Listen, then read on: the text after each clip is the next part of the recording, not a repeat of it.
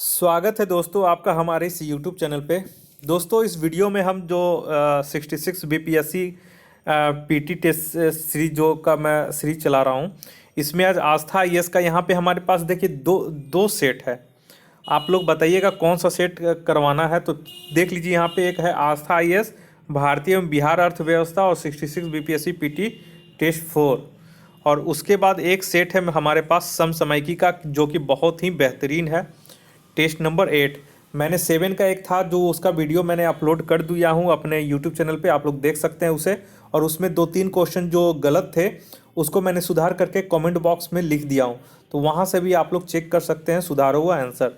तो 2-3 क्वेश्चन ही था। बहुत सारे लोग कमेंट कर देते हैं कि सर ये भी गलती, ये भी गलती, ये भी गलती है, लेकिन एक्चुअली में वो सही रहता है। तो आप लोग क्या कीजिए, एक बार सेल्फ और ऑथेंटिक जानकारी रखिए, ऑथेंटिक बुक से देखिए, और ऑफिशियल जो वेबसाइट होता है ऑथेंटिक, उसमें आप लोग देखिए। अब कुछ लोग कमेंट्स कर रहे थे कि सर कांग्रेस का 27वां अधिवेशन सर कोलकाता में हुआ था, बहुत जगह लिखा हुआ भी था, लेकिन जब आप आईएनसी पे जाइएगा, इंडियन नेशनल कांग्रेस के ऑफिशियल वेबसाइट पे जाइएगा, वहाँ पे सारा लिस्ट है, वहाँ से भी आप ऑफिशियल मैच कर सकते हैं। उसी तरह एक कमेंट कर रहे थे कि सर चुनाव प्रचार जो है चुनाव शुरू होने से 24 घंटा पहले, चुनाव शुरू होने से 48 घंटा पहले, चुनाव समाप्त होने से 48 घंटा पहले समाप्त हो जाता है। तो इसमें बहुत सारे लोग कंफ्यूज कर रहे थे, जबकि उसमें मैंने सही बताया था। जो चुनाव प्रचार जो समाप्त होते हैं वो चुनाव समाप्त होने के 48 घंटा पहले। अगर ये नहीं है तो आप आचार संहिता जो चुनाव आयोग का है उस पर डाउनलोड करके देख सकते थे। तो इस वजह से करके आप लोग का मतलब जवाब देना बहुत मुश्किल हो जाता है, हर चीज़, हर सही आंसर को ही सही बताने के लिए। तो इसी वजह से मैं कमेंट करके सुधार दिया। देखिए अब आइए, यहाँ पे बहुत सारे लोग कमेंट्स कर रहे थे कि सर भारतीय एवं बिहार अर्थव्यवस्था से जो पूछा जाता है बीपीएससी में, इसका भी बहुत बढ़िया वेटेज रहता है, तो इसका करवाइए। तो मैं इसका करवाने जा रहा हूँ, ठीक है। आस्था आईएएस भारतीय एवं बिहार अर्थव्यवस्था का पूरे 150 क्वेश्चन। अगर आप लोग 100 लोग कमेंट करते हैं, जब मैं 1 घंटे का वीडियो बना सकता हूं, तो आप लोग स्वाभाविक तौर पे अगर 100 लोग कमेंट कर देते हैं कि सर आस्था आईएएस का सर करेंट अफेयर्स का भी सर टेस्ट सीरीज जो 150 क्वेश्चन है उसका भी सर एक वीडियो जल्दी से बना दे। तो अगर जितने जल्दी 100 लोग कमेंट कर देते हैं कि सर करेंट अफेयर्स का भी बना दीजिए, तो मैं करेंट अफेयर्स का भी कल अगर 100 जब भी पूरे हो जाते हैं कल सुबह तक, तो मैं हर हाल में कल आपको इसका 150 क्वेश्चन पूरा आपका समसामयिकी का करेंट अफेयर्स का करवा देंगे, जो कि बहुत ही बेहतरीन है। बहुत सारे लोग किताब खरीद के कर लिए होंगे, और बहुत सारे लोग अगर नहीं किए हैं तो कमेंट करके बताइए कि क्या आस्था आईएएस का मुझे करंट अफेयर्स का वीडियो अपलोड करना चाहिए या नहीं। तो 100 लोग अगर कमेंट कर देंगे कि हाँ सर आस्था आईएएस का आप लोग करंट अफेयर्स का वीडियो अपलोड कर दीजिए 66 बीपीएससी के लिए, तो मैं वो कमेंट कर दूंगा अपलोड, अगर 100 कमेंट आ जाते हैं तो चलिए एक और टॉपिक आते हैं, यहाँ पे हम इसका ही करवा देते हैं। भारतीय एवं बिहार अर्थव्यवस्था 66 बीपीएससी पीटी टेस्ट नंबर 4 आस्था आईएएस का, ठीक है। और मैंने बताया था कि ये बहुत ही बेहतरीन है। हमारे पास एडिटेरिया था, ज्ञान दर्पण था, दृष्टि था, उसमें से सबसे अच्छा मुझे यही लगा, दृष्टि, ये आस्था वाला का, ठीक है। तो चलिए भारतीय एवं बिहार अर्थव्यवस्था का टेस्ट यहाँ पे 66 बीपीएससी के लिए हम शुरू करने जा रहे हैं। तो पहला क्वेश्चन हमारा है कि वैश्विक वित्तीय स्थिरता रिपोर्ट किसके द्वारा जारी की जाती है। तो इसका सही आंसर हो जाएगा ऑप्शन बी, अंतर्राष्ट्रीय मुद्रा कोष यानी कि इंटरनेशनल मॉनेटरी फंड आईएमएफ, ठीक है। और इसके द्वारा वर्ष में 2 बार ये जारी की जाती है, ठीक है। और विश्व निवेश रिपोर्ट रहेगा, और संयुक्त राष्ट्र व्यापार और विकास सम्मेलन ये सब द्वारा प्रकाशित की जाती है। विश्व निवेश रिपोर्ट, संयुक्त राष्ट्र व्यापार और विकास सम्मेलन। तो लेकिन यहाँ पे हमारा पूछा जा रहा है कि वैश्विक वित्तीय स्थिरता रिपोर्ट, तो ये हो जाएगा आईएमएफ, और साल में कितने बार, तो 2 बार प्रकाशित करती है। नेक्स्ट आइए दूसरा नंबर। दूसरा बोल रहा है कि भारत की कुल जनसंख्या में पुरुषों का प्रतिशत कितना है। तो दूसरा का सही आंसर हो जाएगा ऑप्शन डी, 51.47%, जबकि महिलाओं की है 48.53%। और भारत की कुल जनसंख्या में 0 से 6 वर्ष में 13.59% लोग हैं, ठीक है। नेक्स्ट आइए तीसरा नंबर। 2011 की जनगणना स्वतंत्र भारत की कौन सी जनगणना थी। तो तीसरा का सही आंसर हो जाएगा ऑप्शन बी, 7वीं जनगणना। 2011 की जनगणना भारत की, एक मिनट सॉरी, यहाँ पे थोड़ा सा गलती हो गया है, यहाँ पे ऑप्शन डी होगा, ठीक है। 15वीं राष्ट्रीय जनगणना, नहीं नहीं सॉरी सॉरी, यहाँ पे एक चीज़ देख लीजिएगा, यहाँ पे मैं कंफ्यूज कर गया था लेकिन अब क्लियर हो गया है। पूछ रहा है कि 2011 जनगणना स्वतंत्र भारत की कौन सी जनगणना थी। स्वतंत्र भारत यानी जब भारत स्वतंत्र हुआ तब अगर पूछेगा तो आप लोग क्या मारिएगा, ऑप्शन बी 7वीं। लेकिन अगर टोटल पूछेगा कि 2011 की जनगणना अगर भारत का केवल पूछेगा तो वो हो जाएगी 15वीं, ठीक है। तो ये चीज़ यहाँ पे ध्यान देना था। और 2011 की जनगणना का नारा था हमारी जनगणना हमारा भविष्य। नेक्स्ट आइए 4 नंबर। 4 बोल रहा है कि भारत सरकार के किस मंत्रालय द्वारा नेट स्कोफैन का शुभारंभ किया गया। तो यहाँ पे इसका चौथा का सही आंसर हो जाएगा ऑप्शन डी, स्वास्थ्य एवं परिवार कल्याण मंत्रालय। हाल ही में भारत सरकार के स्वास्थ्य एवं परिवार कल्याण मंत्रालय ने नेट एस्सिओफैन खाद्य सुरक्षा और व्यवहारिक पोषण हेतु वैज्ञानिक सहयोग के लिए नेटवर्क का शुभारंभ किया है। नेक्स्ट आइए 5वां नंबर। भारत में कृषि संगणना कितने वर्षों में किया जाता है। तो 5वां का सही आंसर हो जाएगा ऑप्शन डी, 5 वर्षों में। भारत में कृषि संगणना का आयोजन कृषि मंत्रालय के कृषि सहकारिता और कृषक कल्याण विभाग द्वारा प्रत्येक 5 वर्ष के पश्चात किया जाता है। भारत में प्रथम व्यापक कृषि जनगणना 1970-71 में आयोजित की गई थी। तो ये आप लोग याद रखिएगा। 6ठा नंबर आइए, पीएम आशा किस क्षेत्र से संबंधित है। तो 6ठा का सही आंसर हो जाएगा ऑप्शन ए, कृषक क्षेत्र से। नेक्स्ट आइए 7वां नंबर में। 7वां बोल रहा है कि आयुष्मान भारत राष्ट्रीय स्वास्थ्य संरक्षण मिशन ABNSPM में निम्नलिखित में से कौन सी योजनाएं सम्मिलित हुई हैं। तो 7वां का सही आंसर हो जाएगा ऑप्शन ई। क्यों? क्योंकि देखिए इसमें जो हुआ है एक केंद्रीय प्रायोजित योजना है यह, और यह योजना प्रति परिवार 5 लाख रुपए की बीमा प्रदान करती है और इस स्कीम से 10 करोड़ परिवार जो है वो लाभान्वित होते हैं। यह राष्ट्रीय स्वास्थ्य बीमा योजना है, ठीक है, और वरिष्ठ नागरिक स्वास्थ्य बीमा योजना नामक 2 योजनाओं को मिलकर ये बनाई गई है। तो ये 1 और 2 दोनों हो जाएगा, यानी कि यहाँ पे समझ में आ गया है कि ये उपयुक्त में से एक से अधिक होगा आंसर। नेक्स्ट आइए 8वां नंबर। 8वां बोला विश्व बैंक द्वारा भारत को किस आय श्रेणी के वर्ग में रखा गया है। तो 8वां का सही आंसर हो जाएगा ऑप्शन सी, निम्न मध्य आय वर्ग में। नेक्स्ट आइए 9 नंबर में। 9 बोल रहा है कि किसी अर्थव्यवस्था में निवेश की मात्रा को निर्धारित करने वाले कारक में सम्मिलित नहीं है। तो देखिए एग्जाम में आप लोग नहीं वाला पे ध्यान दीजिएगा, पूरा क्वेश्चन हमेशा पढ़ने का प्रयास कीजिएगा, ठीक है। तो 9 का सही आंसर हो जाएगा ऑप्शन ई, उपयुक्त सभी तत्व किसी अर्थव्यवस्था में निवेश की मात्रा को निर्धारित करने वाले कारक में सम्मिलित हैं। ये सभी सम्मिलित हैं, तो क्वेश्चन हमारा पूछा नहीं, तो उपयुक्त में से कोई नहीं हो जाएगा। 10वां नंबर आइए, बोला निम्नलिखित में से कौन सा कथन असत्य है। तो 10वां का इसका सही आंसर हो जाएगा ऑप्शन ई, उपयुक्त सभी कथन जो है वो सत्य है, और क्वेश्चन हमारा पूछा था कि असत्य, इस वजह से ऑप्शन ई इसका सही हो जाएगा। 11 नंबर आइए, प्रथम विधिवत जनगणना के जनगणना आयुक्त कौन थे। तो 11 का सही आंसर हो जाएगा ऑप्शन सी, WC प्लोडन। भारत में प्रथम विधिवत जनगणना की शुरुआत 1881 ईस्वी में लॉर्ड रिपन के समय हुई। इस समय जनगणना आयुक्त WC प्लोडन थे। इसके बाद से हर 10 वर्षों पर जनगणना की शुरुआत हुई। तो आप लोग इसे ज़रूर नोट कर लें, जो अभी मैंने बोला है कॉपी में आप लोग इसे ज़रूर नोट कर लें। नेक्स्ट आइए 12 नंबर। 12 बोल रहा है कि अनुकूलतम जनसंख्या सिद्धांत को विकसित करने का श्रेय जाता है। तो 12 का सही आंसर हो जाएगा ऑप्शन ए, हेनरी सिजविक को। अनुकूलतम जनसंख्या सिद्धांत का उल्लेख सर्वप्रथम एडवर्ड वेस्ट ने 1815 में किया था, तथा हेनरी सिजविक ने 1907 में अनुकूलतम जनसंख्या सिद्धांत को विकसित किया। ठीक है, तो एडविन कैनन ने इसके लिए अनुकूलतम शब्द का प्रयोग किया। तो यहाँ पे बहुत सारा टेक्निकल टर्म है। अनुकूलतम जनसंख्या सिद्धांत का उल्लेख किसने किया, अनुकूलतम जनसंख्या सिद्धांत का विकास किसने किया, अनुकूलतम शब्द का प्रयोग कौन किया, तो ये सब टेक्निकल टर्म है। ठीक है, उसी में आप लोग ज़्यादा कंफ्यूज कर जाते हैं। तो मैंने इसका पूरी तरह से एक्सप्लेन कर दिया आप लोग को, अब इसमें किसी में कोई कंफ्यूजन नहीं होगा।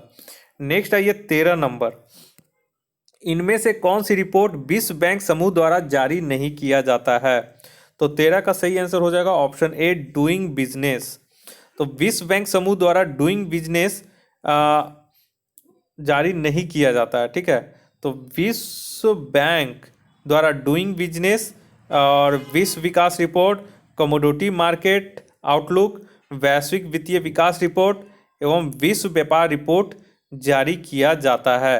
तो यहाँ पे थोड़ा सा एक्सप्लेनेशन में इसका गलती है, तो यहाँ पे हो जाएगा, देखिए विश्व बैंक द्वारा जारी नहीं किया जाता है, तो विश्व बैंक रिपोर्ट तो जारी करता है, विश्व विकास रिपोर्ट, उसके बाद डूइंग बिजनेस भी, वैश्विक कमोडिटी मार्केट आउटलुक भी जारी करता है, और यहाँ पे संभावना रिपोर्ट एक जारी नहीं करता। तो यहाँ पे ऑप्शन सी हो जाएगा। ठीक है, यहाँ पे यही चीज़ जो है किताब में इसका एक्सप्लेनेशन में कुछ कुछ मिस्टेक कर दिया गया है, तो उसे जब मैं ध्यान देता हूँ तो फिर समझ में आ जाता है। ठीक है, तो इसका ऑप्शन सी सही हो जाएगा। एक बार लेकिन फिर भी आप लोग इसे क्रॉस चेक कर लीजिएगा। ठीक है, कि वैश्विक आर्थिक संभावना रिपोर्ट कौन जारी करता है। ठीक है, ये क्वेश्चन आप लोग खुद से एक बार चेक कर लीजिएगा। नेक्स्ट आइए 14 नंबर, निम्नलिखित में से कौन से कथन सुमिलित नहीं है। तो 14 का सही आंसर हो जाएगा ऑप्शन बी, एशिया प्रशांत आर्थिक सहयोग संघाई। ये जो है ये सही सुमिलित नहीं है, जबकि इसका सही होगा सिंगापुर। ठीक है, यहाँ संघाई के जगह सिंगापुर होगा। ठीक है, नेक्स्ट आइए 15 नंबर में, 15 बोरा, निम्नलिखित में से कौन सा संगठन वर्ल्ड इकोनॉमिक आउटलुक नामक प्रकाशन प्रकाशित करता है। तो 15 का सही आंसर हो जाएगा ऑप्शन सी, अंतर्राष्ट्रीय मुद्रा कोष यानी कि IMF, India international monetary fund. Next आइए 16 नंबर, 16 बोल रहा है कि नीति आयोग के विषय में निम्नलिखित में से कौन सा कथन सत्य नहीं है। तो 16 का सही आंसर हो जाएगा ऑप्शन बी, इसमें एक पूर्णकालिक अध्यक्ष होता है। ये जो है सत्य नहीं है, इसमें पूर्णकालिक सदस्य होता है, पूर्णकालिक अध्यक्ष नहीं, और इसके अध्यक्ष जो होते हैं वो केवल और केवल प्रधानमंत्री होता है। ठीक है, नेक्स्ट आइए 17 नंबर, 17 बोरा, रेलवे बजट का आम बजट में विलय किस समिति के सुझाव पर किया गया। तो ये इंपॉर्टेंट क्वेश्चन है, जो मैं बोल रहा हूँ उसे आप लोग नोट कर लीजिएगा। रेल बजट को आम बजट में विलय देवराय समिति के सुझाव पर बजट 2017-18 से किया गया, और इसे 1924 में एडवर्थ समिति 1921 के सुझाव पर अलग किया गया था। नेक्स्ट आइए 18 नंबर, तो यहाँ पे 17 का जो सही आंसर हो जाएगा आपका ऑप्शन सी इसका सही हो जाता। नेक्स्ट आइए 18 नंबर में, हैप्पी प्लैनेट इंडेक्स इनमें से कौन सी संस्था जारी करती है। तो इसका सही आंसर हो जाएगा option B, new economics foundation. Next आइए 19 नंबर, 19 बोला कि भारत में एक वित्तीय वर्ष माना जाता है। तो 19 का सही आंसर हो जाएगा ऑप्शन बी, 1 अप्रैल से 31 मार्च तक। नेक्स्ट आइए 20 नंबर, 20 बोला कि डर्टी फ्लोटिंग शब्द प्रायः प्रयोग होता है। तो 20 का सही आंसर हो जाएगा ऑप्शन ए, मुद्रा के संदर्भ में। तो डर्टी फ्लोटिंग शब्द प्रायः मुद्रा के संदर्भ में प्रयोग होता है जब केंद्रीय बैंक घरेलू मुद्रा को स्थिर करने के लिए एक्सचेंज रिजर्व से क्रय विक्रय करता है, तो डर्टी फ्लोटिंग कहलाता है। नेक्स्ट आइए 21 नंबर, 21 बोरा के उत्पादन के कारकों में सम्मिलित नहीं किया जाता है। तो 21 का सही आंसर हो जाएगा ऑप्शन बी, धन। धन को इसमें सम्मिलित नहीं किया जाता है, जबकि उत्पादन के कारकों में भूमि, श्रम, पूंजी और उद्यमिता इत्यादि सम्मिलित किए जाते हैं। तो 21 भी बहुत इंपॉर्टेंट क्वेश्चन है। नेक्स्ट आइए 22 नंबर, 22 बोरा की घरेलू मुद्रा की विनिमय दर को नकारात्मक रूप से प्रभावित करने वाले कारकों में सम्मिलित नहीं है। तो इसका 22 का जो सही आंसर हो जाएगा ऑप्शन सी, निर्यात में वृद्धि। नेक्स्ट आइए 23 नंबर। 23 बोल रहा है कि पिगोवियन कर प्रायः लगाया जाता है, तो ये भी एक इंपॉर्टेंट क्वेश्चन है। तो 23 का सही आंसर हो जाएगा ऑप्शन बी, जो कंपनी अत्यधिक प्रदूषण करती है, उत्पन्न करती है, तो पिगोवियन कर उसी पे लगाया जाता है। तो ये इंपॉर्टेंट है, इसे नोट कर लीजिएगा। नेक्स्ट आइए 24 में। 24 बोल रहा है निम्नलिखित में से कौन सा कथन असत्य है। तो 24 का सही आंसर हो जाएगा ऑप्शन ए, सभी अनुसूचित वाणिज्य बैंक एलएएफ की नीलामी में भाग ले सकते हैं। ये जो है ये हमारा असत्य कथन है। तो देखिए, तरलता समायोजन सुविधा एलएएफ भारतीय रिजर्व बैंक का एक मौद्रिक नीति उपाय है। एलएएफ की नीलामी में क्षेत्रीय ग्रामीण बैंक के अतिरिक्त सभी अनुसूचित वाणिज्यिक बैंक नीलामी में भाग ले सकते हैं, और प्राथमिक डीलर और एनबीएफसी भी नीलामी की पात्रता में शामिल होते हैं। तो ये इसमें आपका यहाँ पे दिया गया है कि कौन सा कथन असत्य है। दोस्तों यहाँ पे इसका जो एक्सप्लेनेशन दिया गया है इसके किताब में, आस्था के किताब में, उसमें ऑप्शन ए दिया जा रहा है, लेकिन जब एक्सप्लेनेशन दिया जा रहा है तो उसमें बोल रहा है कि भाग लेता है, यानी कि ये कथन सत्य बोल रहा है, ठीक है, और हमारा कथन असत्य बोल रहा था। तो इसका मैं सुधार करके बता दे रहा हूँ आपको। यहाँ पे जो है 24 का, इसमें ये भी सही है, ये भी सही है, ये भी सही है और ये भी सही है अकॉर्डिंग टू आस्था आईएएस का एक्सप्लेनेशन में, ठीक है। लेकिन जब ऑप्शन में जाते हैं तो आंसर ए दे रहा है, तो ए होगा नहीं, ऑप्शन ई फिर हो जाएगा। अगर ये भी सभी सही है तो फिर उपयुक्त में से कोई नहीं इसका सही आंसर होगा। तो एक बार यहाँ पे जो है ये वाला में कन्फ्यूज़न पैदा कर दिया गया है, तो ये आप होल्ड पे रखिएगा या फिर चेक कर लीजिएगा। अगर इसका मैं खोजकर आपको कमेंट बॉक्स में इसका जो भी क्वेश्चन गलत हुआ होगा आप लोग कमेंट करके बता दीजिएगा कि सर ये क्वेश्चन गलत है, तो वो मैं फिर आपको कमेंट करके सुधार करके कमेंट में आपको इसका भी आंसर दे दूंगा, जैसे कि प्रीवियस जो आस्था का मैंने टेस्ट करवाया उसका जैसे मैंने आंसर दिया था। नेक्स्ट आइए 25 नंबर। 25 बोल रहा है कि इनमें से कौन से कथन स्टार्टअप इंडिया के संदर्भ में सत्य है। तो 25 का इसका ऑप्शन ई हो जाएगा।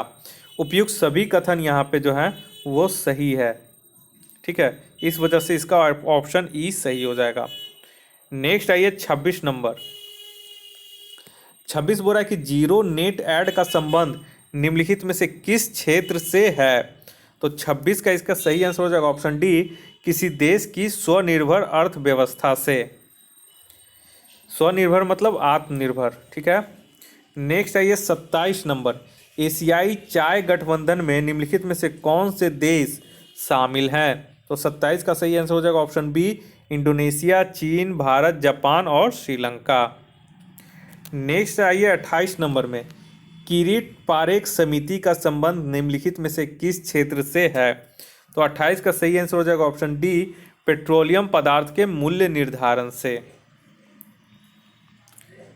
नेक्स्ट आइए 29 नंबर। 29 बोल रहा है कि राष्ट्रीय विकास परिषद से संबंधित सत्य कथन को पहचाने। तो 29 का सही हो जाएगा ऑप्शन ई, राष्ट्रीय विकास परिषद की स्थापना 1952 में हुई थी।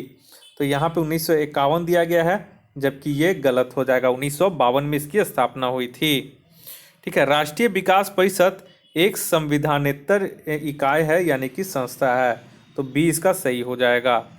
उसके बाद आइए, और इसकी अध्यक्षता प्रधानमंत्री के द्वारा होता है, तो ये सही हो जाएगा। और अब तक राष्ट्रीय विकास परिषद का 57 बैठक हो चुकी हैं, तो यहाँ पे ये वाला गलती है, 54 नहीं बल्कि 57 हो जाएगा। फिर भी हमारा बी और सी सही है, इसलिए उपयुक्त में से एक से अधिक हो जाएगा। 30 नंबर आइए। राष्ट्रीय योजना आयोग का सर्वप्रथम मांग कब की गई थी।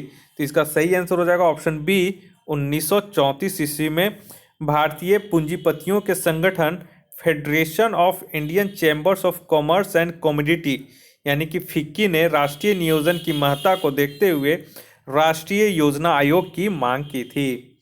31 नंबर में आइए, प्रसाद योजना का संबंध किस क्षेत्र से है। तो 31 का सही आंसर हो जाएगा ऑप्शन ए, पर्यटन के क्षेत्र से।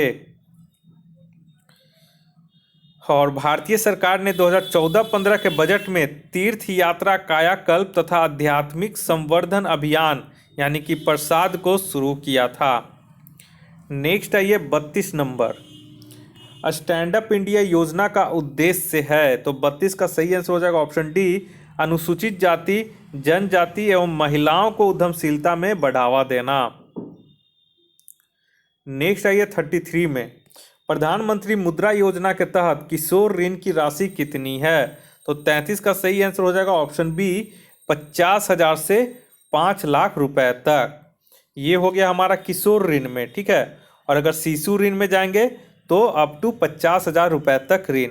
और एक तरुण ऋण योजना है, इसमें आपको 50 लाख से अधिक एवं 10 लाख से कम की आपको ऋण सुविधा मिलती है। नेक्स्ट है ये 34 नंबर में, 34 बोल रहा है कि विश्व बौद्धिक संपदा से संबंधित सत्य कथनों की पहचान कीजिए। तो इसका सही आंसर हो जाएगा ऑप्शन ई। क्यों? क्योंकि देखिए इसमें ए, बी और सी जो है वो सही है, जबकि डी असत्य है। तो एक से अधिक इसका सही आंसर हो जाएगा। नेक्स्ट है ये 35 नंबर में, 35 बोल रहा है कि राष्ट्रीय आय की आकलन की नई श्रृंखला का आधार वर्ष क्या है।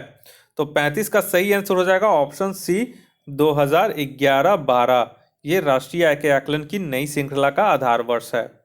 इसे आप लोग याद रखिएगा, ये हमेशा पूछते रहता है। नेक्स्ट है ये 36 नंबर, 36 बोल रहा है कि किस पंचवर्षीय योजना के दौरान कृषि क्षेत्र में वृद्धि दर नकारात्मक रही। ठीक है, कृषि क्षेत्र में। तो 36 का सही आंसर हो जाएगा ऑप्शन ए, तृतीय पंचवर्षीय योजना के दौरान।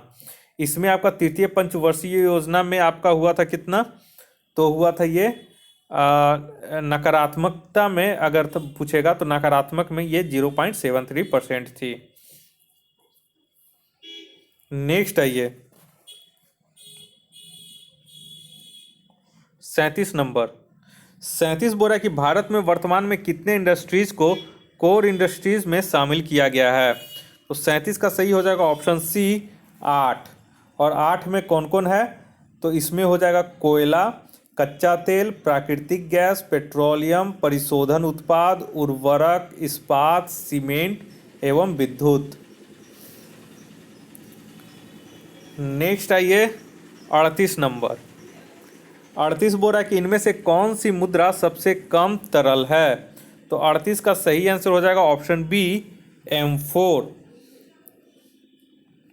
और M1 मुद्रा को सबसे संकुचित मुद्रा बोला जाता है। M3 मुद्रा पूर्ति का व्यापक मापक है। M1 मुद्रा सबसे अधिक तरल एवं M4 जो है वो सबसे कम तरल है। तो ये 38 नंबर भी इधर देख रहे हैं, ट्रेंड में इस तरह से क्वेश्चन पूछा जा रहा है।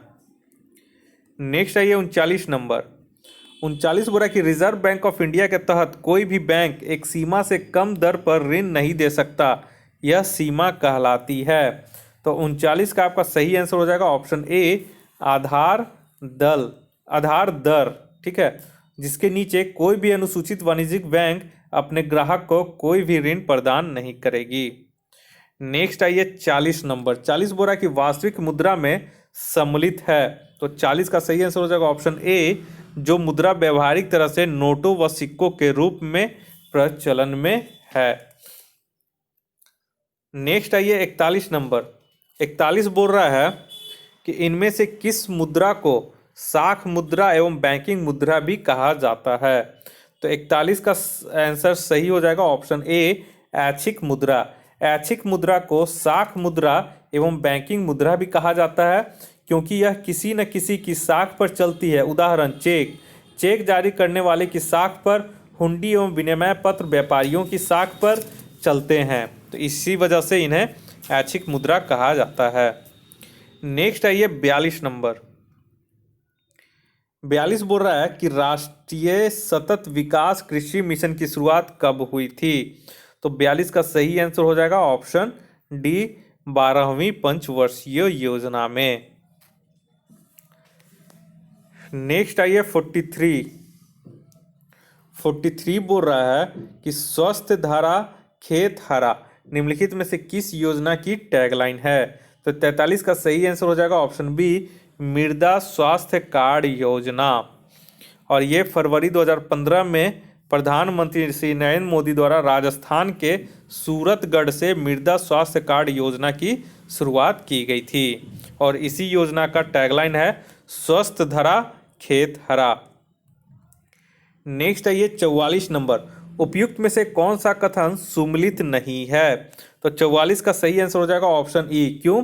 क्योंकि जो भी कथन इसमें है उपयुक्त सभी जो है वो सुमेलित है। विश्व वर्ण दिवस 21 मार्च, विश्व दूध दिवस 1 जून, विश्व नारियल दिवस 2 सितंबर और जय किसान जय विज्ञान सप्ताह जो था वो 23 से 29 सितंबर को मनाया जाता है। नेक्स्ट आइए 45 नंबर में। 45 बोरा की औद्योगिक उत्पादन सूचकांक किस संस्था द्वारा जारी किया जाता है? तो 45 का सही आंसर हो जाएगा ऑप्शन ए, केंद्रीय सांख्यिकी कार्यालय यानी कि CSO द्वारा इसे जारी किया जाता है। नेक्स्ट आइए 46 नंबर में। 46 बोरा इनमें से कौन सी आर्थिक गतिविधियां IIP की नई श्रृंखला में सम्मिलित नहीं है? तो 46 का सही आंसर हो जाएगा ऑप्शन ए, गैस एवं जल। औद्योगिक उत्पादन सूचकांक के लिए वस्तुओं के समूह में आधार वर्ष 2004-05 से संशोधित करके 2011-12 कर दिया गया। अब नई श्रृंखला में ये इंडस्ट्रियल प्रोडक्शन इंडेक्स में आपका नई श्रृंखला में 3 घटक खनन, विनिर्माण और बिजली को शामिल किया गया है। नेक्स्ट आइए 47 नंबर। 47 बोरा की निम्नलिखित में से किस से भारत के चालू खाता घाटे में वृद्धि हो सकती है? तो 47 का ऑप्शन ई हो जाएगा। कथन ए एवं सी जो है, ए और सी जो है वो सत्य है। निर्यात सब्सिडी में वृद्धि होने से भी चालू खाता घाटा में वृद्धि होती है, तो इस वजह से ऑप्शन 1 से अधिक हो जाएगा। नेक्स्ट आइए 48 नंबर। स्क्यूफ्लेशन शब्द सर्वप्रथम किस आर्थिक सर्वेक्षण में सामने आया? तो 48 का सही आंसर हो जाएगा ऑप्शन सी, 2009-10 में। और स्क्यूफ्लेशन शब्द का व्यवहारिक अर्थ होता है कुछ वस्तुओं और सेवाओं को अत्यधिक मुद्रास्फीति का सामना करना पड़ता है और कुछ को नहीं, और कुछ की अपस्फीति का सामना करना पड़ता है। वित्त मंत्रालय द्वारा 2009-10 के आर्थिक सर्वेक्षण में इस शब्द का प्रयोग किया गया था। नेक्स्ट आइए 49 नंबर में। 49 बोरा की निम्नलिखित में से किस अशुद्ध ऋण में जोखिम सर्वाधिक होती है? तो 49 का इसमें सही आंसर हो जाएगा ऑप्शन ए, विशेष उल्लिखित घाटे में। तो यहाँ पे ऋण खाते में NPA बनने से पूर्व बैंक के लिए विशेष उल्लिखित घाटे यानी कि SMA ऋण के श्रेणी के अंतर्गत आते हैं। ठीक है, और इसमें आपका SMA 0, SMA 1 और SMA 2 आता है, जिसमें आपका SMA 1 में मूलधन अथवा ब्याज का भुगतान 30 दिनों से अधिक समय से बकाया ना हो। SMA 1 में हो जाता है मूलधन एवं ब्याज का भुगतान 31 से 60 दिनों से बकाया ना हो। और SMA 2 में हो जाता है मूलधन या ब्याज का भुगतान 61 से 90 दिनों से बकाया हो। नेक्स्ट आइए 50 नंबर। 50 बोल रहा है कि भारत सरकार ने ऑटोमोबाइल क्षेत्र के लिए कर प्रोत्साहन की घोषणा की है, जिससे, तो 50 का सही आंसर हो जाएगा ऑप्शन सी, सरकार के कर व्यय में वृद्धि होगी। और कर व्यय का आशय रियायती दरों पर कराधान की अवसर लागत या करदाता को कर से छूट देने, कटौतियां और रिबेट आदि की लागत से है। कर व्यय इंगित करता है कि यदि उपयुक्त रियायतों को न दिया जाए तो सरकार को कितना राजस्व प्राप्त होगा। नेक्स्ट आइए 51 नंबर। ई वेपिंग उत्पादन का आशय है, तो ई वेपिंग उत्पादन का आशय क्या है? तो इसका सही आंसर हो जाएगा ऑप्शन ए, ई सिगरेट से। और ये एक इलेक्ट्रॉनिक डिलीवरी सिगरेट होती है। और ऐसे सिगरेट उपकरण में तंबाकू के पत्तों को नहीं जलाते या इस्तेमाल करते हैं, इसमें तंबाकू का कोई भी इस्तेमाल नहीं करता। ये एक तरह से इलेक्ट्रॉनिक डिलीवरी सिस्टम होता है। नेक्स्ट आइए 52 नंबर। 52 बोरा की स्वर्ण आभूषण के लिए हॉल मार्किंग को कितने श्रेणियों में विभाजित किया गया है? तो 52 का सही आंसर हो जाएगा ऑप्शन बी, 3 श्रेणियों में। और वर्तमान में सभी आभूषण विक्रेताओं के लिए हॉलमार्क युक्त स्वर्ण आभूषण का विक्रय अनिवार्य हो गया है। और हॉलमार्क धातु की शुद्धता का प्रमाण है। वर्तमान में स्वर्ण आभूषण के लिए हॉल मार्किंग को 3 श्रेणियों में विभाजित किया गया है, 14 कैरेट, 18 कैरेट एवं 22 कैरेट। 53 आइए, ले ऑफ शब्द का अर्थ है, तो 53 का ऑप्शन हो जाएगा ऑप्शन बी, उत्पादन कम होने पर कर्मचारियों को नौकरी से पृथक करना। ये अभी लॉकडाउन में ये बहुत चर्चा में ये शब्द रहा था, इस वजह से ये पूछ सकता है कि ले ऑफ न्यूज़पेपर में हाल ही में बहुत चर्चा में रहा, जिसका क्या अर्थ होता है। तो ये आप लोग नोट कर लीजिए कॉपी में कि ले ऑफ का शाब्दिक अर्थ होता है उत्पादन कम होने पर कर्मचारियों को नौकरी से पृथक करना, मतलब कि नौकरी से निकाल देना। 54 नंबर आइए, ग्रीन जीएनपी का आरंभ कब किया गया था? तो 54 का सही आंसर हो जाएगा ऑप्शन सी, 1995 ईस्वी में।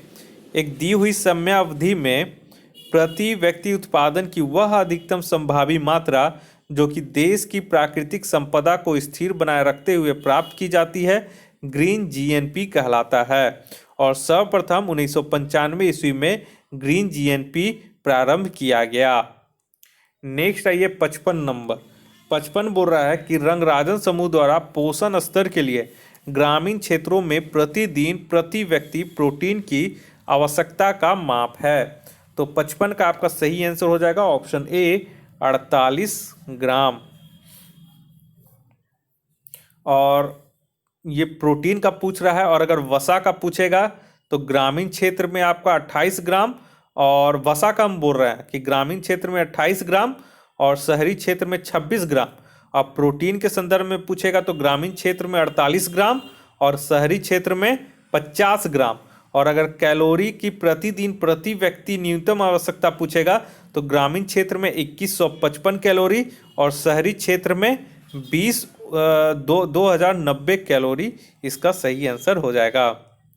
नेक्स्ट आइए 56 नंबर में। 56 बोल रहा है कि प्रोफेसर पीसी महालनोबिस समिति ने अपनी प्रथम रिपोर्ट कब सरकार को सौंपी थी? तो 56 का सही आंसर हो जाएगा ऑप्शन सी, 1951 ईस्वी में। एक्चुअली में स्वतंत्रता प्राप्ति के बाद भारत सरकार ने अगस्त 1949 में प्रोफेसर पीसी महालनोबिस की अध्यक्षता में एक राष्ट्रीय आय समिति का गठन किया था, जिसका उद्देश्य राष्ट्रीय आय का अनुमान लगाना था। इस समिति ने अप्रैल 1951 में अपनी रिपोर्ट प्रस्तुत की।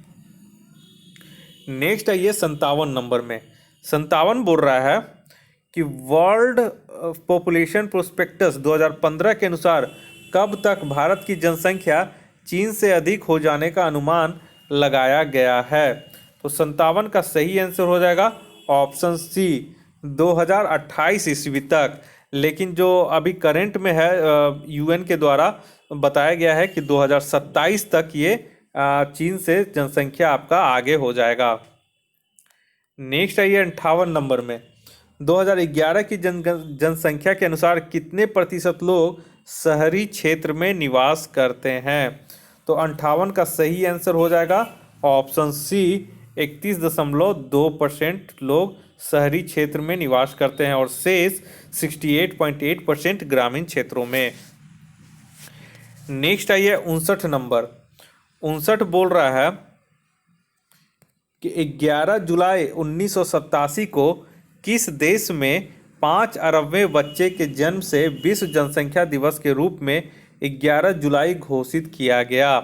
तो 59 का हो जाएगा आंसर बी, यूगोस्लाविया। 11 जुलाई 1987 को विश्व के 5 अरबवें शिशु का जन्म यूगोस्लाविया में हुआ और इस प्रकार 11 जुलाई 1987 को विश्व की जनसंख्या 5 अरब के बिंदु को पार कर गई। तब से ही 11 जुलाई को प्रतिवर्ष विश्व जनसंख्या दिवस के रूप में मनाया जाता है। नेक्स्ट आइए 60 नंबर। 60 बोल रहा है कि 2011 की जनगणना के अनुसार किस राज्य की जनसंख्या घनत्व सर्वाधिक है? तो 60 का सही आंसर हो जाएगा ऑप्शन बी, बिहार। 2011 की जनगणना के अनुसार भारत में सर्वाधिक जनघनत्व वाला राज्य बिहार है। यहाँ का जनघनत्व 1106 है। नेक्स्ट आइए 61 नंबर। 61 बोल रहा है 2011 के पूर्व देश में कब सामाजिक, आर्थिक व जातीय गणना की गई थी? तो 61 का सही आंसर हो जाएगा ऑप्शन सी 1934 ईस्वी में। तो वर्ष 2011 की सामाजिक आर्थिक व जातीय गणना 1934 के पश्चात देश की पहली सामाजिक आर्थिक व जातीय गणना थी। यह पूर्णतः कागज रहित गणना थी। नेक्स्ट आइए 62 में, बोरा ट्राइफेड की स्थापना कब की गई थी? तो 62। ट्राइफेड मतलब होता है tribal cooperative marketing development federation of India limited, और इसकी स्थापना 1987 में की गई थी। ऑप्शन बी इसका सही हो जाएगा। नेक्स्ट आइए 63, ऑपरेशन फ्लड का संबंध है, तो ये 63 आप लोग को पता होगा, ऑप्शन सी दुग्ध उत्पादन से। नेक्स्ट आइए 64 नंबर, 64 बोल रहा है कि 19वीं पशुधन संगणना कब की गई थी? तो 64 का सही आंसर हो जाएगा ऑप्शन डी 2012 में, और ये 19वीं पशुधन संगणना 2012 में की गई थी। नेक्स्ट आइए 65 नंबर, 65 बोरा निम्नलिखित में से कौन सत्य सुमेलित नहीं है? तो यहाँ में से कौन सत्य सुमेलित नहीं है? तो 65 का सी आंसर हो जा 65 का ई हो जाएगा, सॉरी 65 का आपका ई हो जाएगा। क्यों? क्योंकि उपयुक्त में से सभी जो है वो सुमेलित है। ठीक है, और 65 इंपॉर्टेंट भी है, इसे स्टॉप करके आप लोग नोट भी कर लीजिएगा कॉपी में। नेक्स्ट आइए 66 नंबर, 66 बोरा की लहसुन, मूंगफली, आलू और काजू इत्यादि के उत्पादन में भारत का विश्व में स्थान है। तो 66 का सही आंसर हो जाएगा ऑप्शन बी द्वितीय। तो ऊपर जितने भी दिए गए हैं इनमें सब में द्वितीय स्थान भारत का है। नेक्स्ट आइए 67 में, पॉलिटिकल अर्थमेटिक नामक पुस्तक के लेखक कौन है? तो 67 का सही आंसर हो जाएगा option C sir William Perry. Next आइए 68 में, 68 का राष्ट्रीय सांख्यिकी दिवस प्रत्येक वर्ष किस तिथि को मनाई जाती है? तो 68 का सही हो जाएगा ऑप्शन बी 29 जून। नेक्स्ट आइए 69, भारत में प्रथम औद्योगिक की घोषणा किसने की थी? तो 69 का सही आंसर हो जाएगा ऑप्शन सी डॉक्टर श्यामा प्रसाद मुखर्जी, और कितने वर्ष में? 1948 के वर्ष में ये घोषणा की गई थी, 1948 में। 70 नंबर आइए, 70 बोरा देश में पहला वस्त्र पार्क कहाँ स्थापित किया गया? तो 70 का सही आंसर हो जाएगा ऑप्शन डी तमिलनाडु में। सिले सिलाए वस्त्रों के निर्यात संवर्धन के लिए वस्त्र पार्क की स्थापना तमिलनाडु के तिरुपुर में एट्टावरपलायम गांव में की गई है। नेक्स्ट आइए 71 नंबर, 71 बोल रहा है कि वर्ष बजट 2020-21 के अनुसार कितने नए करदाता पिछले 2 वर्षों में जुड़े हैं? तो इसका सही आंसर हो जाएगा ऑप्शन सी 60 लाख करदाता, तथा 105 करोड़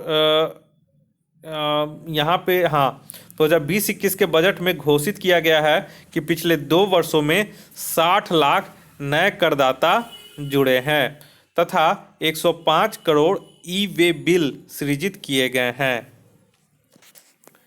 नेक्स्ट आइए 72 नंबर में, 72 बोरा प्रधानमंत्री जन आरोग्य योजना के अंतर्गत कितने अस्पतालों को पैनल में अभी तक शामिल किया गया है? तो 72 का सही आंसर हो जाएगा ऑप्शन बी 20,000। बजट 2020-21 के तहत प्रधानमंत्री जन आरोग्य योजना के अंतर्गत 20,000 से ज़्यादा अस्पतालों को पैनल में शामिल किया गया है। नेक्स्ट आइए 73 नंबर, कौन सा कथन बजट 2020-21 से संबंधित सत्य नहीं है? तो 73 का सही आंसर हो जाएगा ऑप्शन ई। क्यों? क्योंकि इसमें सभी जो हैं वो सत्य हैं, और ये आप लोग इसे वीडियो को स्टॉप करके ये सारा ऑप्शन लिख लीजिएगा, क्योंकि सभी ऑप्शन इसका सत्य है। नेक्स्ट आइए 74 नंबर, बजट 2020-21 में कृषि ऋण का रकम कितना है? तो 74 का सही आंसर हो जाएगा ऑप्शन बी 15 लाख करोड़। 75 आइए, 75 बोरा की तपेदी को कब तक समाप्त करने का लक्ष्य रखा गया है? तपेदी की यानी कि टीबी, ट्यूबरक्लोसिस, और इसको 2025 तक समाप्त करने का लक्ष्य रखा गया है। और इसके लिए टीबी हारेगा देश जीतेगा अभियान की शुरुआत की गई है। नेक्स्ट आइए 76 नंबर। 76 बोरा की बजट 2020-21 में स्टडी इन इंडिया कार्यक्रम के तहत इनमें से किस महादेश में इंडसैट की संचालन का लक्ष्य भारत सरकार द्वारा रखा गया है। तो 76 का सही आंसर हो जाएगा ऑप्शन ए। क्यों? क्योंकि स्टडी इन इंडिया कार्यक्रम के तहत इंडसैट का एशिया और अफ्रीका में संचालन का लक्ष्य रखा गया है। तो यहाँ पे ए और बी दोनों होगा, इसलिए उपयुक्त में से एक से अधिक हो जाता है इसका आंसर। नेक्स्ट आइए 77। बोल रहा है कि निर्विक योजना का संबंध किससे है?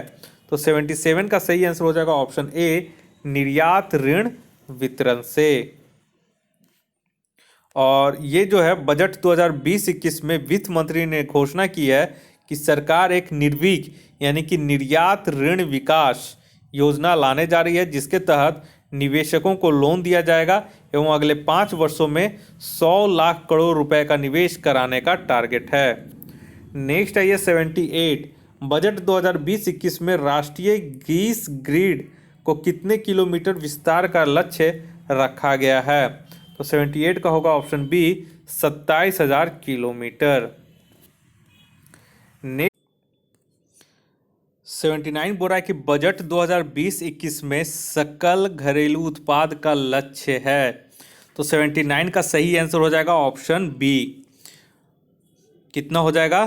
तो यहाँ पे हो जाएगा 2,24,89,420 करोड़ रुपए।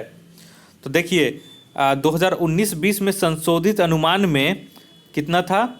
तो 2,04,42,233 करोड़ रुपए के अनुमानित की तुलना में 10% की वृद्धि दर को मानते हुए 2020-21 के बजट में सकल घरेलू उत्पाद बढ़कर 2,24,89,420 करोड़ रुपए का पूर्वानुमान लगाया गया है।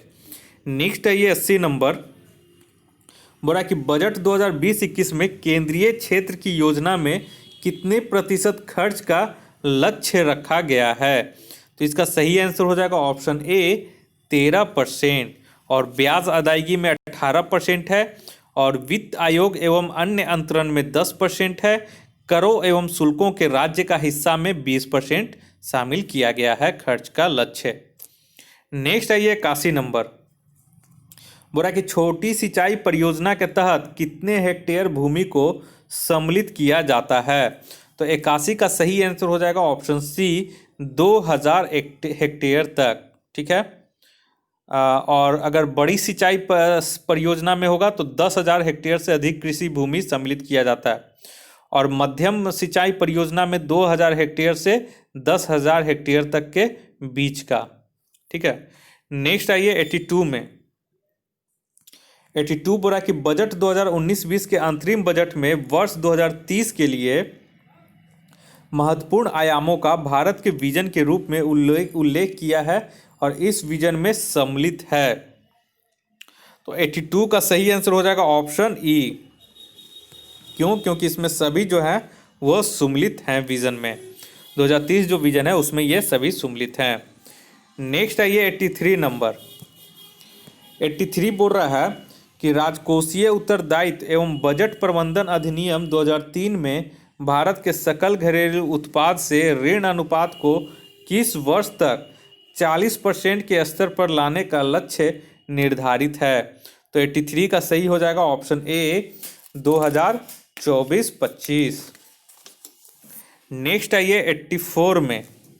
84 बोल रहा है कि समाज में धन के वितरण की असमानता को कम करने में कौन सा कर सहायक होता है? तो ये 84 का इंपॉर्टेंट है, ऑप्शन डी हो जाएगा, प्रगतिशील कर।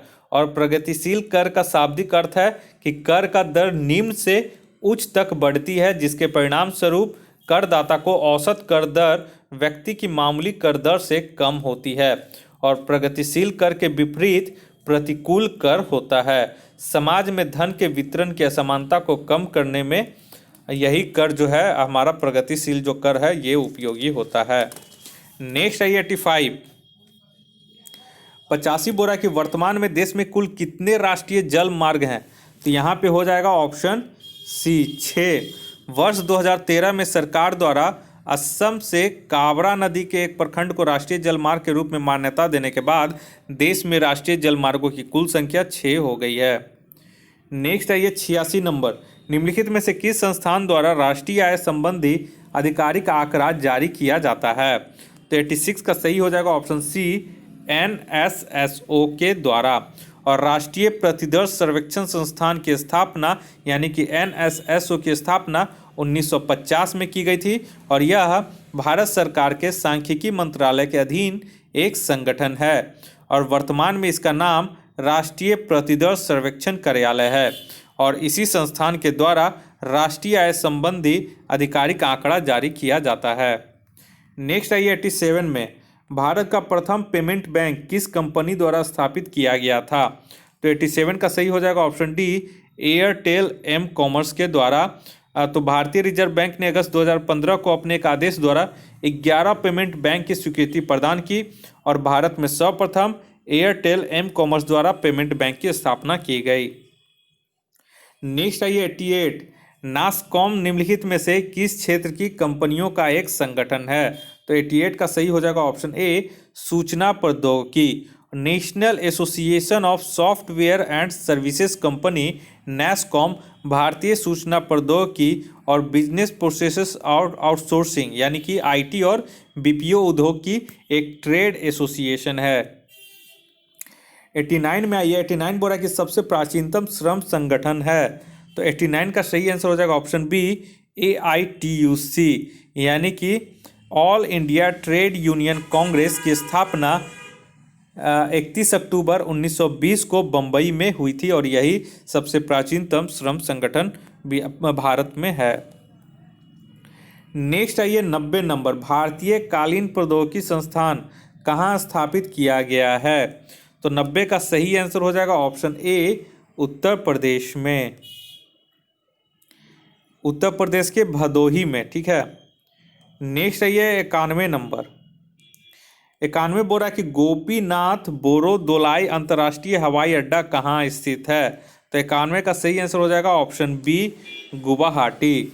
92 नंबर आइए, 92 बोल रहा है कि GDP और GND में मुख्य अंतर क्या है? तो 92 का सही आंसर हो जाएगा ऑप्शन ए, विदेशों से शुद्ध साधन आय का। नेक्स्ट आइए 93 में, 93 बोल रहा है कि भारत निर्माण योजना के तहत इनमें से कौन सा सम्मिलित नहीं है? तो 93 का सही आंसर हो जाएगा ऑप्शन ई। क्यों?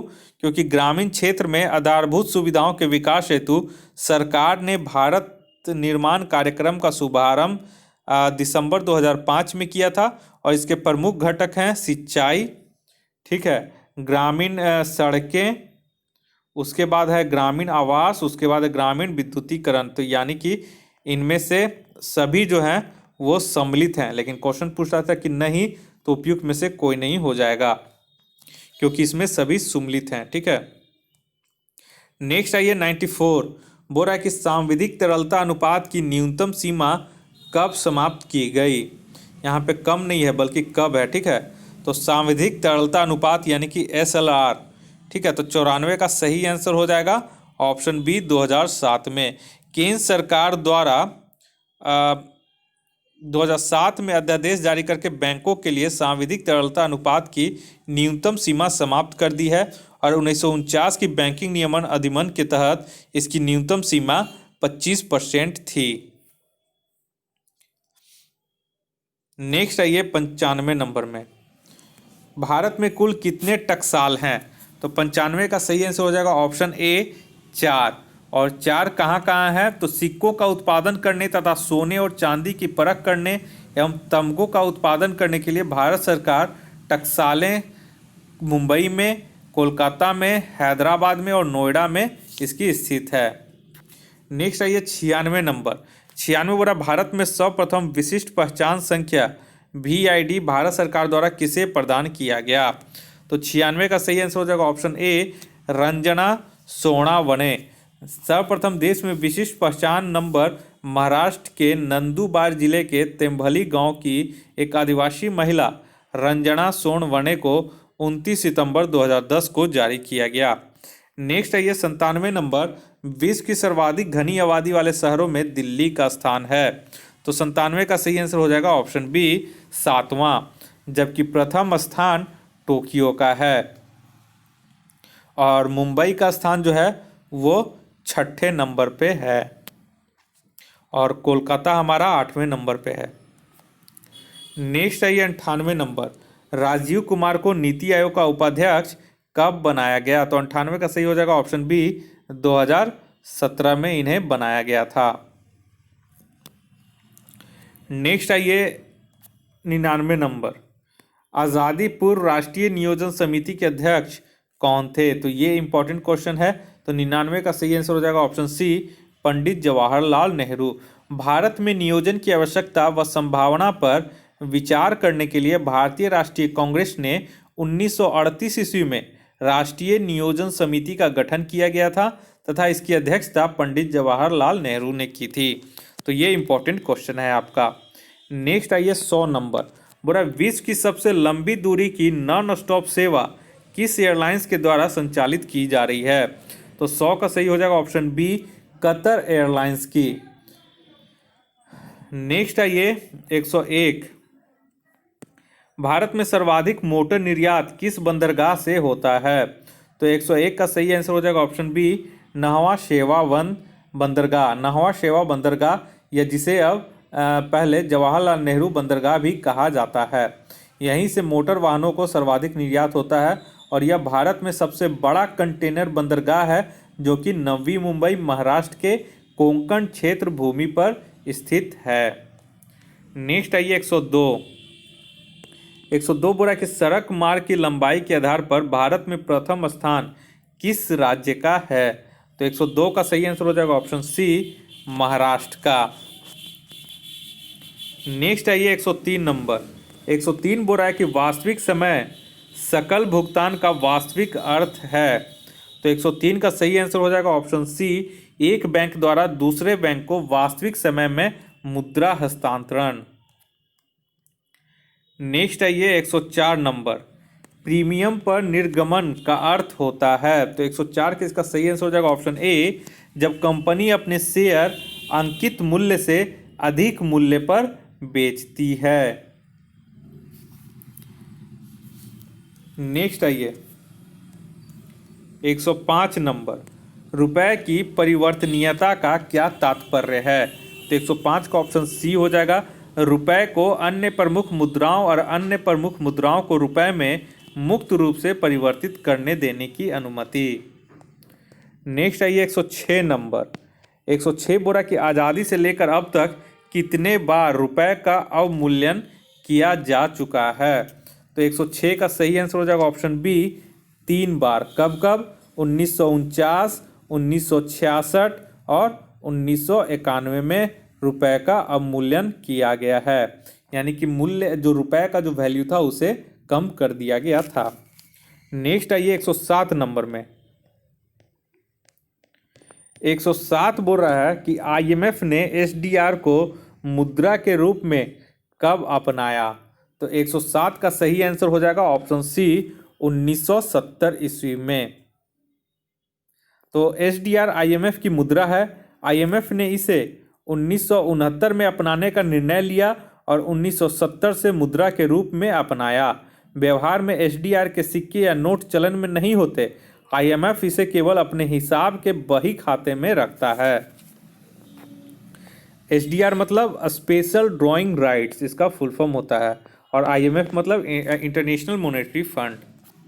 नेक्स्ट आइए 108 नंबर, किसी भी देश के विदेशी मुद्रा भंडार में निम्नलिखित में से कौन से तत्व शामिल नहीं होते हैं? तो इसका सही आंसर हो जाएगा ऑप्शन ई।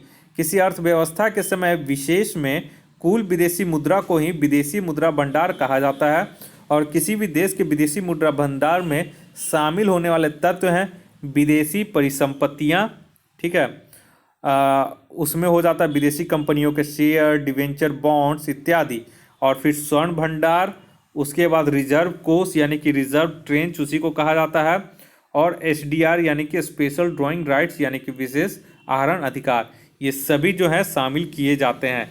तो क्वेश्चन में पुरुष शामिल नहीं होते हैं, तो इसमें से कोई भी ऑप्शन सही नहीं है, इसलिए उपयुक्त में से कोई नहीं, ऑप्शन ई सही हो जाएगा। 109 आइए, पूंजी खाते में रुपया का पूर्ण परिवर्तनीयता के उद्देश्य से किस समिति का गठन किया गया था? तो 109 का सही आंसर हो जाएगा ऑप्शन बी, तारापोर समिति का। और पूंजी खाते में मुद्रा को पूर्ण परिवर्तनीयता बनाने के उद्देश्य से तारापोर समिति का गठन 1997-98 के बजट में किया गया था, और इस समिति ने 1997 में अपनी रिपोर्ट सरकार को सौंप दी थी। तो ये 109 जो है ये भी बहुत इंपॉर्टेंट क्वेश्चन है, इसे भी आप लोग नोट कर लीजिएगा। नेक्स्ट आइए 110 नंबर। 110 बोला किसी भी देश को अवमूल्यन से लाभ तभी मिलेगा जब, तो 110 के यहाँ पे ऑप्शन ई हो जाएगा। क्यों? क्योंकि उपयुक्त सभी यहाँ पे लागू होते हैं, ठीक है। तो इस वजह से इसमें एक से अधिक हो जाएगा, और एक से अधिक में आपका ए बी सी और डी सभी चारों हो जाते हैं।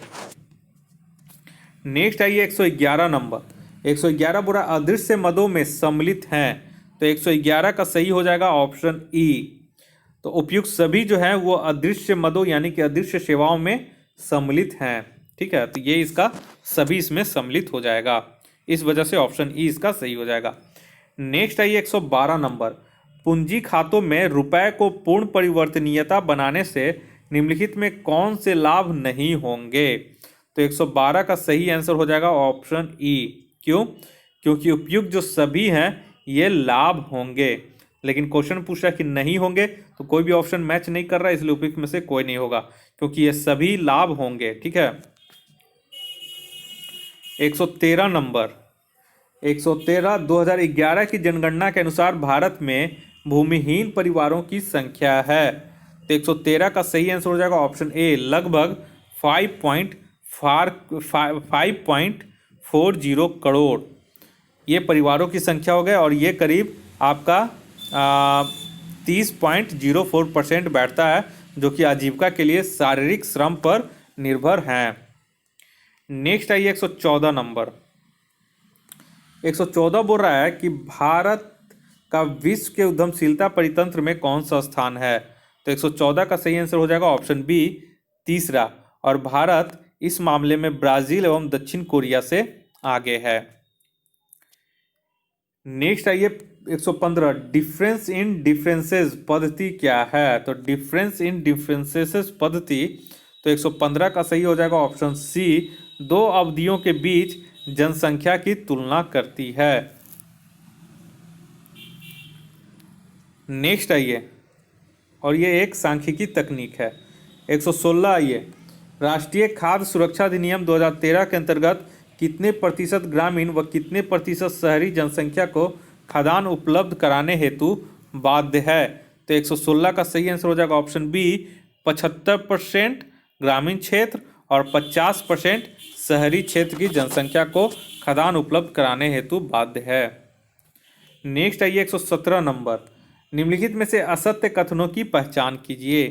तो 117 का ऑप्शन डी हो जाएगा, जो कि है असत्य कथन है। 2008 में भारत सरकार द्वारा की गई ऋण माफी उत्पादकता एवं खपत सुधार में कोई योगदान नहीं दिया, जबकि यहाँ पे बोल रहा है कि महत्वपूर्ण योगदान दिया।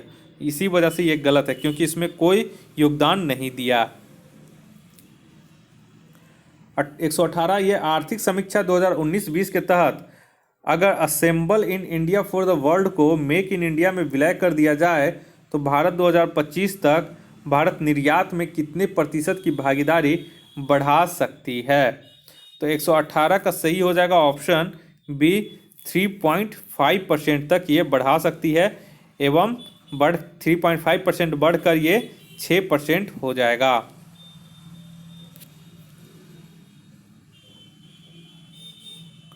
नेक्स्ट आइए 118 हो गया। 119 आइए, आर्थिक समीक्षा 2019-20 के अनुसार वर्ष 1993 से वर्ष 2018 के मध्य कितने एफटीएस पर हस्ताक्षर किए गए हैं? तो 119 का सही हो जाएगा ऑप्शन ए, 14। नेक्स्ट आइए 120 नंबर। 120 बोल रहा है कि वर्तमान में ईज ऑफ डूइंग बिजनेस में भारत का स्थान है, तो 120 का सही आंसर हो जाएगा ऑप्शन बी, 63वां। और भारत का वर्ष 2019 की वर्ल्ड बैंक की ease of doing business report में 63वां है। तो ये देख लीजिएगा, ये 2019 का है, आप लोग एक बार 2020 का ये चेक कर लीजिएगा, ठीक है। 21 आइए, कृषि एवं कल्याण मंत्रालय भारत सरकार के आंकड़ों के अनुसार वर्ष 2019-20 में खाद्यान्न उत्पादन है। तो 121 का सही आंसर हो जाएगा ऑप्शन ए, लगभग 140 मिलियन टन। नेक्स्ट आइए 122 नंबर में, प्रधानमंत्री सम्मान निधि योजना के तहत किसानों की सुविधा हेतु कौन सा लिंक शुरू किया गया है। तो 122 का सही आंसर हो जाएगा ऑप्शन सी, फार्मर्स कॉर्नर। और ये है इसका वेबसाइट है www.pmkisan.gov.in पर फार्मर्स कॉर्नर्स लिंक की शुरुआत की गई है।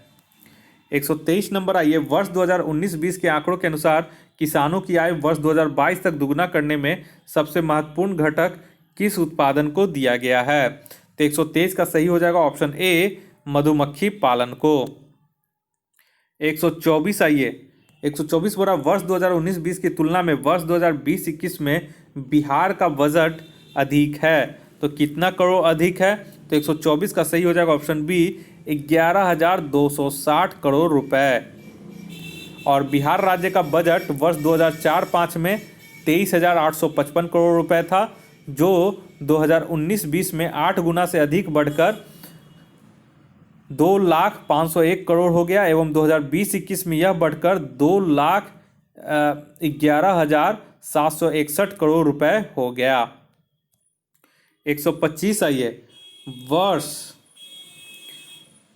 125 में बोल रहा है कि वर्ष 2020-21 में बिहार सरकार द्वारा प्रस्तावित ऋण की राशि है। तो 125 का सही आंसर हो जाएगा ऑप्शन सी, 1230.44 करोड़ रुपए। तो ये भी आपका एक इम्पोर्टेंट क्वेश्चन है ये सब। 126 आइए, बिहार सरकार द्वारा हर घर नल का जल को पूरा करने का लक्ष्य रखा गया है। तो 126 का सही आंसर हो जाएगा ऑप्शन ए, मार्च 2020 तक रखा गया था। और मार्च कब तक, तो 31 मार्च 2020 तक पूरा करने का लक्ष्य निर्धारित किया गया था। नेक्स्ट आइए 127 में, पूरा बिहार में गंगा नदी पर पुल सर्वप्रथम कहाँ बना है। तो 127 का सही आंसर हो जाएगा ऑप्शन सी, मोकामा में। और बिहार में गंगा नदी पर पहला पुल वर्ष 1959 में मोकामा के राजेंद्र सेतु के नाम से बनाया गया और दूसरा पुल वर्ष 1982 में पटना हाजीपुर के बीच महात्मा गांधी सेतु बनाया गया। तो 127 का आप लोग नोट कर लीजिएगा जो मैंने अभी एक्सप्लेन किया है। 128 आइए, प्रधानमंत्री द्वारा घोषित 1,25,000 करोड़ रुपए के पैकेज के तहत बिहार में कुल कितनी योजनाओं का चयन किया गया है। तो 128 का सही आंसर हो जाएगा ऑप्शन सी, टोटल 75 योजनाओं को, और जिनमें से लगभग 12 योजनाएं पूर्ण हो चुकी हैं। 129 आइए, बिहार में 7 निश्चय योजना के तहत वर्तमान में कुल कितने शैक्षणिक संस्थानों में वाईफाई की सुविधा प्रदान की गई है। तो 129 का हो जाएगा ऑप्शन ए, 315 संस्थानों में। नेक्स्ट आइए 130, 15वें वित्त आयोग की अनुशंसा के अनुसार केंद्रीय करों में बिहार की हिस्सेदारी है। तो 130 का सही आंसर हो जाएगा ऑप्शन डी, 10.061%, और 14वें वित्त वर्ष की तुलना में ये 0.396% अधिक है। नेक्स्ट आइए 131, किस फसल की उत्पादकता में श्रेष्ठता हासिल करने हेतु बिहार को कृषि कर्मण पुरस्कार प्रदान किया गया है। तो ये 131 भी बहुत इंपॉर्टेंट है, आप लोग नोट कर लीजिएगा। ऑप्शन इसका ई होगा, क्यों, क्योंकि इसमें गेहूं और मक्का दोनों है। ऑप्शन ए और बी इसमें दोनों हो जाएगा, और ये 2020 में ये प्राइज दिया गया था। नेक्स्ट आइए 132 नंबर, 132 बोला बिहार सरकार द्वारा जैविक खेती प्रोत्साहन योजना के तहत कुल कितने जिलों को जैविक खेती हेतु अंगीकरण किया गया है। तो 132 का सही आंसर हो जाएगा ऑप्शन ए, 12 जिलों को, ठीक है। और इस अंगीकरण के प्रमाणीकरण की योजना हेतु वर्ष 2019-20 से वर्ष 2020-21 तक 3 वर्षों के लिए कुल 155.88 करोड़ का प्रावधान किया गया है। नेक्स्ट आइए 133, बिहार सरकार द्वारा चलाई जा रही मिस्ड कॉल करें बिजली बिल पाएं के तहत कौन सा नंबर जारी किया गया है? ये भी एक इम्पॉर्टेंट क्वेश्चन है। तो 133 का सही आंसर हो जाएगा ऑप्शन बी 7666008833। नेक्स्ट आइए 134, अट्टुकल पोंगल त्यौहार किस राज्य में मनाया जाता है? तो 134 का सही आंसर हो जाएगा ऑप्शन ए केरल, नाम से ही यहाँ पे पता चल रहा है। नेक्स्ट आइए 135 नंबर। 135 बोल रहा है कि किस पंचवर्षीय योजना के दौरान रोजगार मापने के लिए मानक व्यक्ति वर्ष अपनाया गया? तो 135 का सही आंसर हो जाएगा ऑप्शन डी छठी पंचवर्षीय योजना के दौरान। नेक्स्ट आइए 136, किस योजना के दौरान गरीबी रेखा को ग्रामीण क्षेत्र में प्रति व्यक्ति 2400 कैलोरी तथा शहरी क्षेत्र में 2100 कैलोरी के रूप में परिभाषित किया गया?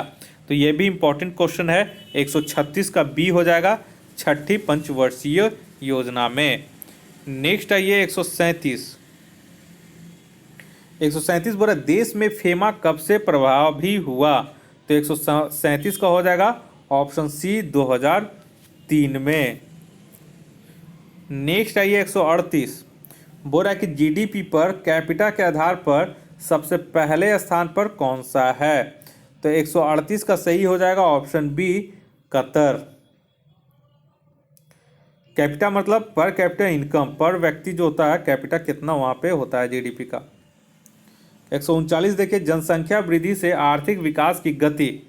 तो 139 का सही आंसर हो जाएगा ऑप्शन सी मंद हो जाती है। अगर जनसंख्या वृद्धि होती है तो आर्थिक विकास की गति मंद हो जाती है। 140 नंबर आइए, सिक्किम को भारत का प्रथम जैविक राज्य कब घोषित? 140 भी आपका इंपॉर्टेंट क्वेश्चन है। इसका सही आंसर हो जाएगा ऑप्शन बी 2016 में, और इसे भारत का प्रथम जैविक राज्य बनने का गौरव प्राप्त हुआ है, जिसमें लगभग 70,000 हेक्टेयर कृषि भूमि पर जैविक प्रथाओं एवं जैविक कृषि पद्धतियों को ये खेती यहाँ पे किया जा रहा है। 141 आइए, बोला निम्नलिखित में से कौन से कथन सत्य हैं? तो 141 का ऑप्शन ई हो जाएगा। उपयुक्त सभी कथन जो हैं ये सत्य हैं। और नेफेड वगैरह का आप लोग फुल फॉर्म देख लीजिएगा। और ये जनरली मार्केटिंग से है, और ये कृषि उत्पादों की सहकारिता विपणन को बढ़ावा देना है इसका, ठीक है। अभी हाल ही में जो बिहार में सुधा का जो चलता है वो नेफेड के थ्रू ही चलता है। नेफेड का ही वो विपणन कंपनी है जो कि इसे सुधा दूध जो बेचती है। 142 आइए, इनमें से कौन सी योजना गॉडगिल योजना के नाम से भी जानी जाती है? तो 142 का सही आंसर हो जाएगा ऑप्शन सी तृतीय पंचवर्षीय योजना। 142 का यहाँ पे दोस्तों एक चीज़ सुधार कर लीजिएगा 142 में, ठीक है। मुझे भी डाउट हुआ तो मैंने अभी चेक किया। ये जो गॉडगिल योजना जो था ये चौथी पंचवर्षीय योजना होगा, ठीक है। बुक में यहाँ दे दिया गया है तृतीय पंचवर्षीय योजना ऑप्शन सी, लेकिन यहाँ पे ऑप्शन बी होगा चौथी पंचवर्षीय योजना। इसे आप लोग सुधार कर लीजिएगा। गॉडगिल योजना जो है वो उस पर आपका चौथी पंचवर्षीय योजना उसी की योजना पे बनाई गई है। और ये चौथी पंचवर्षीय योजना ये 1969 से 74 के बीच ये हुआ था। और इस योजना का मुख्य उद्देश्य स्थिरता के साथ आर्थिक विकास तथा आत्मनिर्भरता की अधिकारिता को प्राप्त करना था। नेक्स्ट आइए 143 नंबर में, बोला कि राज्य के प्रत्यक्ष करों में सम्मिलित नहीं है। तो 143 का सही आंसर हो जाएगा ऑप्शन ए पूंजी लाभ कर। पूंजी लाभ कर केंद्र सरकार के प्रत्यक्ष कर हैं, जबकि भू राजस्व, कृषि आयकर पर कर, पथ कर इत्यादि राज्य सरकार के प्रत्यक्ष कर हैं। तो ये 143 इस तरह का एक दो क्वेश्चन रहता ही है, इसलिए इसे आप लोग याद रखिएगा, ठीक है। नेक्स्ट आइए 144 नंबर, इनमें से कौन से प्रधानमंत्री कभी भी वित्त मंत्री नहीं रहे हैं? तो 144 का इसका सही आंसर हो जाएगा ऑप्शन ई। क्यों? क्योंकि देखिए उपयुक्त सभी जो प्रधानमंत्री हैं ये वित्त मंत्री रह चुके हैं, ठीक है। तो ये आप लोग ऑप्शन इसमें सही से देख लीजिएगा। 145 आइए, इनमें से किस उर्वरक का भारत में उत्पादन नहीं होता है? तो 145 का सही आंसर हो जाएगा ऑप्शन बी पोटास उर्वरक का। भारत में पोटाश उर्वरक का उत्पादन नहीं होता है और इसमें भारत पूर्णतया आयात पर ही निर्भर है। 146 नंबर देखिए, राष्ट्रीय कृषि बीमा योजना कब से लागू की गई? ये भी आप लोग नोट कर लीजिएगा। 146 का सही होगा ऑप्शन ए 1999 में। और साधारण बीमा निगम द्वारा प्रायोजित राष्ट्रीय कृषि बीमा योजना 1999 से लागू की गई। 1998-99 ईस्वी में किसानों को अल्पावधि ऋण सुविधाजनक बनाने के लिए किसान क्रेडिट योजना का भी प्रारंभ किया गया। नेक्स्ट आइए 147 नंबर, नाबार्ड की स्थापना किस समिति की सिफारिश पर की गई? तो ये तो बहुत लोग को पता होगा। तो नाबार्ड की स्थापना 147 का इसका ऑप्शन बी हो जाएगा, शिवरामन समिति। और नाबार्ड की स्थापना 12 जुलाई 1982 को शिवरामन समिति के सिफारिश पर की गई थी। 148 नंबर में आइए, 148 बोल रहा है कि केंद्र सरकार की विचाराधीन योजना गोल्डन ट्रायंगल में कौन से शहर सम्मिलित हैं? तो गोल्डन ट्रायंगल में पढ़ लीजिएगा, ठीक है। 148 का इसका हो जाएगा ऑप्शन डी त्रिवेंद्रम। 148 का हो जाएगा दिल्ली, आगरा व जयपुर की तर्ज पर चेन्नई, बेंगलुरु व त्रिवेंद्रम को पर्यटन की दृष्टि से गोल्डन ट्रायंगल के रूप में विकसित करने का विचार केंद्र सरकार के अधीन विचाराधीन है, ठीक है। तो 148 का इसमें डी हो जाएगा। नेक्स्ट आइए 149 नंबर, भूमि विकास बैंक निम्नलिखित का एक अर्थ है। तो 149 का सही आंसर हो जाएगा ऑप्शन बी नाबार्ड का।